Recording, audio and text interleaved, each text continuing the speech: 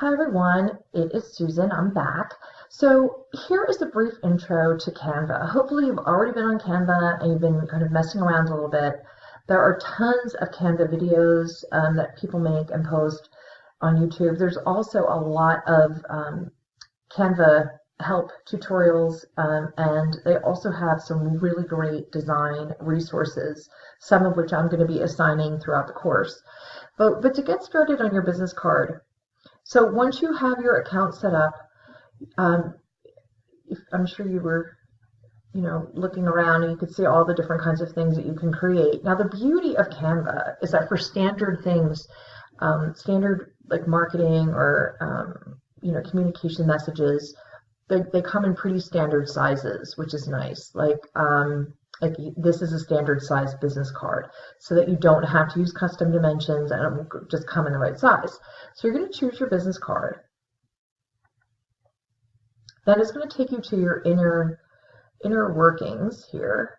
It's getting a little cut off. Make that a little bigger. No. Okay.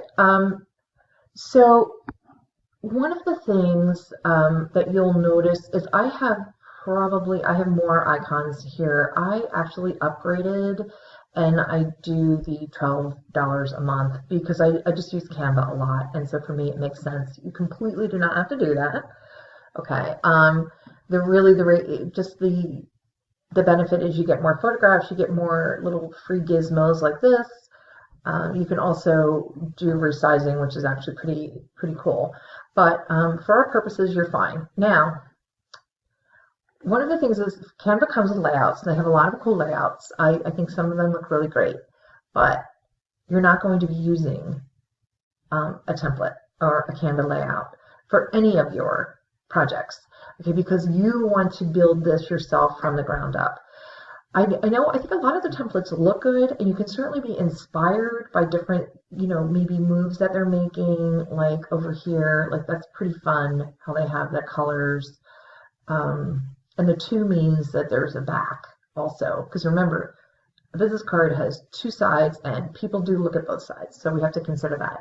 So you might look at something like this and be like, oh, that looks pretty cool, but you don't, if we all use the same business cards, we'd all be walking around with like the same 10 business cards. So sometimes, even though I think Canva has great layouts and templates, sometimes I'll see one, I'll be like, oh, I bet that was created on Canva, or I bet that's a Canva template. So you really want this to be your own, okay? And so you really want to start with scratch. So in the beginning, and you might find this frustrating, but you have to bear with me, there is a definite method to my madness. Been doing this for a while, and I have really seen students do really, really, really good work using this approach.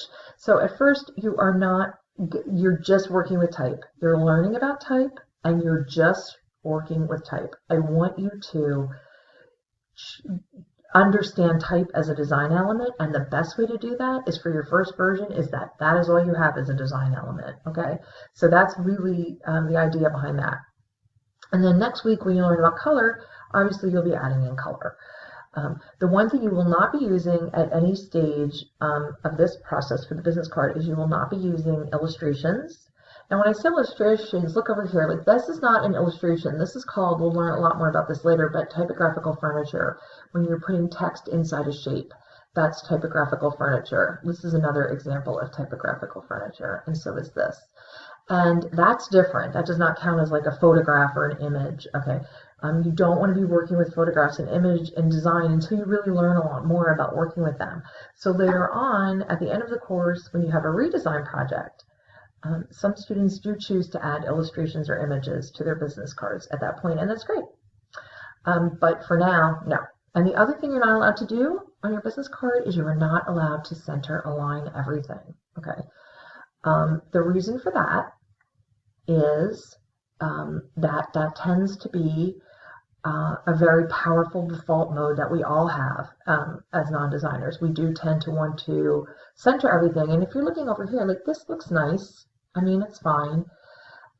This is centered. This is not, so some of these elements will be centered, but the last thing you want to do is just have everything here and your contact information directly below. It isn't dynamic. Later on, if you do want to use center alignment, you can, but it has to be done with purpose. And that really brings me to a key point about grading other people's designs. Okay, I'm not a professional designer. I do know a lot about design, and I have seen a lot of designs that I liked and a lot of designs that I really don't care for. But sometimes it's just an aesthetic thing. Like I really don't like, certain colors. I'm not even gonna tell you what they are. Okay, like I don't love green. Like I just don't. Like I'm much more of a blue and yellow person. But you might love green, and that's great. And that doesn't, I'm not going to grade you for choosing green, but what I am going to grade you on is your rationale for choosing green once you learn about the meaning and purpose of color in design.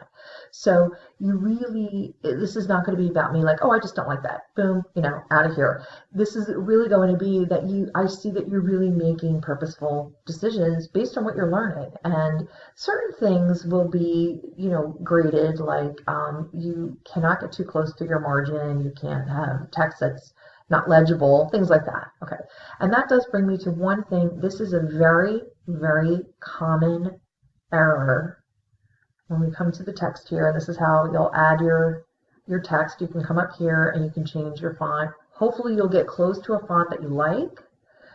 If you do upgrade, you can add your own fonts, but I do have a font finder for you. So like, let's just say I liked one that was in another program and they don't have it here. I can find one that's similar. Okay.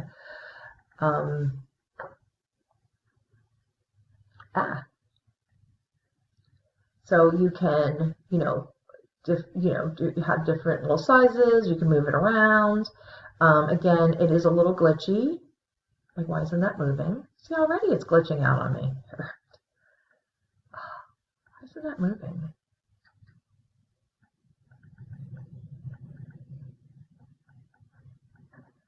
I'm just going to delete it because usually it works.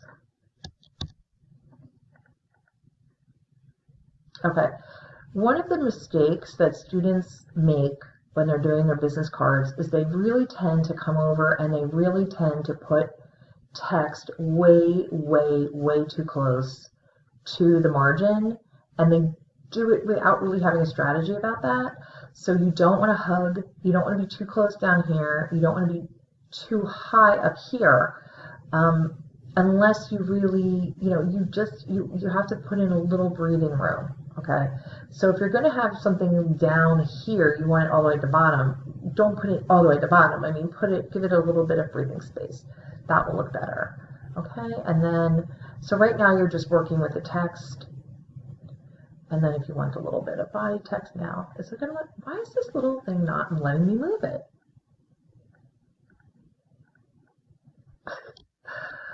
Oh my God. There we go. Eek. There. See? It can be frustrating. So you can certainly work with, for the first business card, just the type. For the second version, you can start looking at some shapes and you can start looking at some lines. Okay, but again, avoid the illustrations, no images. You could do icons for your contact and for little social things, but we'll talk about that later. Just for right now, just stick with the font, shapes, and lines for the first two versions. Okay, so try to have fun, and I'm really looking forward to seeing what you create.